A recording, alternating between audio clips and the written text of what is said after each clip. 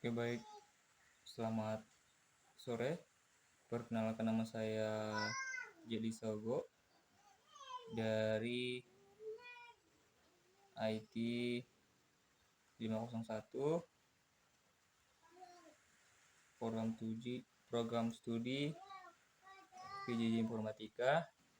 Di sini saya akan menjelaskan itu mengenai mata kuliah Mature Learning, yaitu mengenai UAS atau ujian akhir semester. Sini saya ambil judul UAS saya itu mengenai pendugaan fraud detection pada kartu kredit dengan Mature Learning. Sini dosennya ada Pak Syahid. Jadi kita masuk saja ke pembahasannya. Sini ada judulnya pendugaan fraud detection pada kartu kredit dengan Mature Learning. Sini ada pendahuluan. Di sini ada kemajuan teknologi dan kondisi pandemi yang mendorong perubahan gaya hidup manusia menuju scalability, di mana semakin banyak transaksi yang dilakukan secara virtual dan sistem pembayaran menggunakan kartu kredit hingga mata uang kripto. Jadi kartu kredit digunakan karena kemudahan layar dan interaksi langsungnya dengan sistem perbankan sehingga mudah diakses oleh siapapun. Seiring dengan itu, kejahatan seputar kartu kredit juga semakin meningkat. Dari total transaksi menggunakan kartu kredit di tahun 2019 sejumlah 45.000 triliun dolar, meningkat 4,2%. Dari tahun 2018 terjadi kerugian mencapai 28,65 miliar dolar, meningkat 2,9 tahun 2019. Di saat ini Machine Learning sangat banyak digunakan dalam data mining dan big data analytics. Pendekatan random forest atau RF yang merupakan bagian dari algoritma supervised learning pada machine learning diterapkan dalam penelitian ini memberikan solusi terbaik pada penelitian. Algoritma machine learning digunakan untuk menganalisis semua transaksi dan melaporkan hal yang mencurigakan. Di sini dalam metode penelitian random forest merupakan metode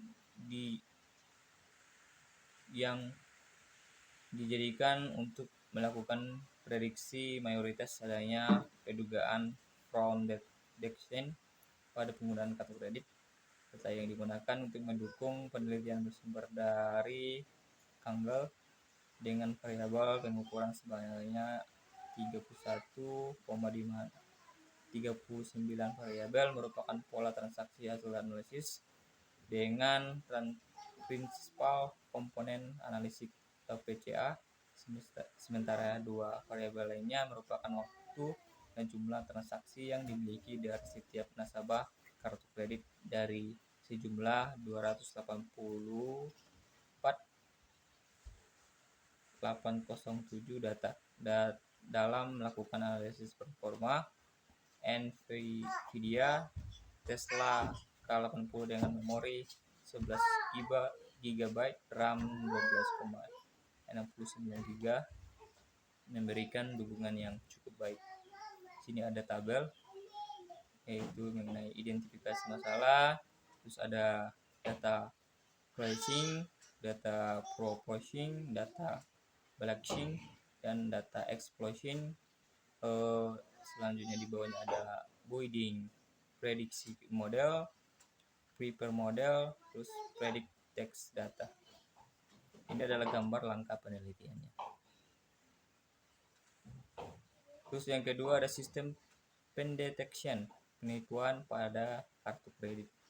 Jadi pada tahun 2017 ada 1.579 pelanggaran dan hampir 170 juta catatan diantaranya, di mana penipuan kartu kredit merupakan tindakan pidana paling umum dengan 133.015 laporan, kemudian penipuan terkait pekerjaan antar pajak dengan 82.005 laporan, penipuan telepon dengan 55.045 laporan, diikuti oleh penipuan bank dengan 517 laporan dari statistika yang dirilis oleh FTC. Production mempunyai beberapa tahapan proses pendeteksi yang dilaksanakan diilustrasikan pada gambar berikut dari setiap lapisan kendali. Sini adalah real time, terus need real time, ada offline, scoring roller, stanchion blanking roller, terus terminalnya, terus ada transit Benix, terus data drive modelnya, ada investigation, ada feedback, di display dan sebagainya. Ini adalah contoh gambar lapisan-lapisan kendala dalam sistem pendeteksian penipuan kartu kredit machine learning of credit detection.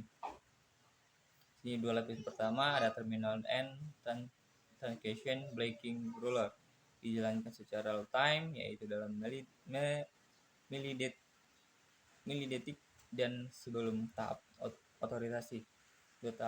Dua lapisan berikutnya adalah scoring roller and data drive model atau DDM, dieksekusi hampir secara real time untuk antisipasi pemblokiran kartu dan mencegah penipuan tambahan. Terakhir, lapisan terakhir adalah investigator, ada satu-satunya yang memberikan campuran tangan manusia dan dilakukan secara offline. Yang kedua adalah decision tree, merupakan teknik klasifian dengan roadmap untuk pengumpulan data. Inner node berisi pertanyaan dan left node sebagai pengambilan keputusan untuk sejumlah data yang belum diketahui kelasnya di dalam kelas-kelas yang ada. Decision tree classification dikenal karena kinerjanya yang telah ditingkatkan. Yang terkait disempurnakan, itu ada ID3, C4.5, chart, dan Curiosity. Biasanya digunakan oleh semua pengklasifikasi data yang dikenal luas. Yang ketiga ada random forest, adalah pengembangan dari metode chart, analisis dilakukan pada N, amatan, dan P perubahan penjelas. Di tahap bootstrap dan random vector selection yang dilakukan secara berulang sebanyak kali sehingga terbentuk sebuah hutan yang terdiri dari pohon. Selanjutnya yaitu Gini impurity, yang merupakan salah satu metode pemeliharaan optimal simpul akar dan simpul berikutnya pada decision tree. Di Gini impurity adalah ukuran beberapa string elemen yang dipilih secara acak dari himpunan tabel yang salah satu jika diberi tabel secara acak sesuai dengan distribusi label di dalam subset. Penggunaan indeks ini dan perolehan informasi sebelum maupun sesudah dataset collection tidak mempengaruhi format model. Di sini ada Gini impurity dihitung menggunakan rumus. Rumusnya adalah Gini impurity ada 1 kurang angka-angkanya Untuk memilih node 10,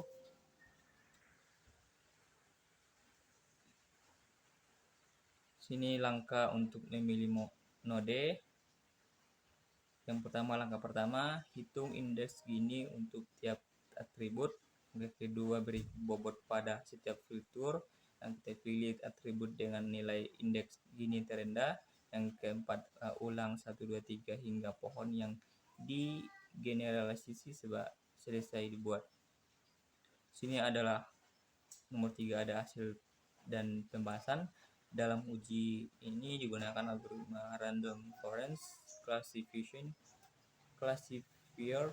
pada Python dengan menggunakan parameter sebagai berikut.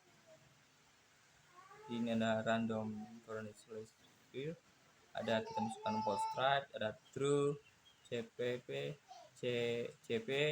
alpha class with node, fitur gini, damage depth node, dan seterusnya. Dari 3 positif free data atau fitur yang digunakan perlu diketahui fitur mana yang paling relevan atau yang paling mempengaruhi hasil prediksi sehingga dapat diketahui prediksi langkah-langkahnya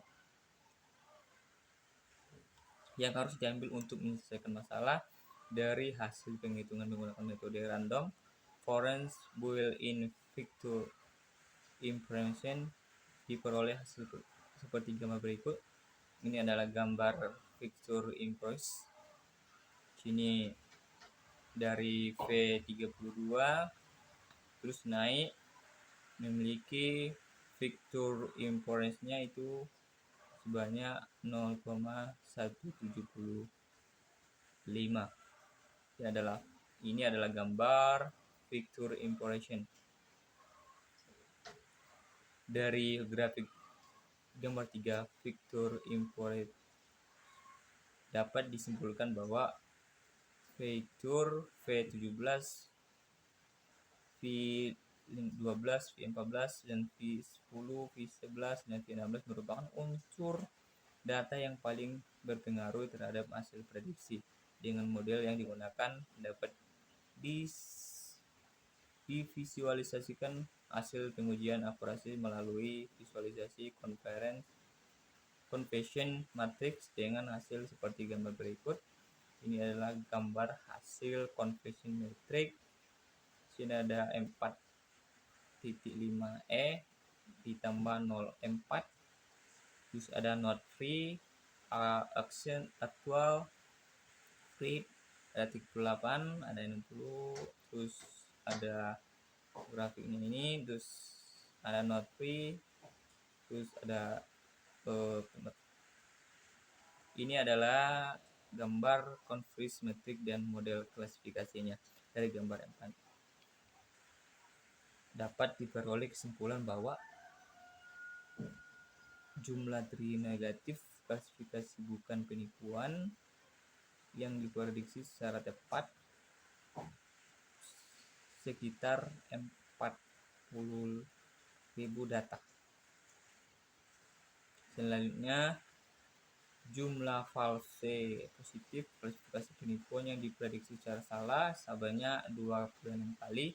Jumlah false negatif klasifikasi bukan penipuan yang diprediksi secara salah sebanyak 38 kali. Jumlah true positif klasifikasi penipuan yang diprediksi secara tepat sebanyak 64 kali. Di sini berdasarkan penghitungan ini, prediksi menggunakan metode Rockout score diperoleh nilai akurasi model yang digunakan adalah 0,85. Dengan nilai yang diperoleh dapat disimpulkan bahwa model yang telah cukup baik untuk dapat melakukan klasifikasi terhadap kemungkinannya tidak pidana penipuan kartu kredit. Yang keempat adalah kesimpulan dan saran. Berdasarkan serangkaian pengujian terhadap model yang telah dikembangkan menggunakan algoritma random forest classification, diperoleh kesimpulan bahwa fitur yang paling relevan adalah V17 melalui visualisasi akurasi dengan confession matrix dan penghitungan akurasi diperoleh nilai akurasi yang baik. Dengan demikian dapat disimpulkan bahwa algoritma random forest classifiers dengan model yang dikembangkan mampu melakukan klasifikasi untuk melakukan analisis tidak pidana penipuan kartu kredit. Mungkin sekian dari penjelasan saya. Mungkin ada penjelasan yang kurang, saya minta maaf. Sekian dan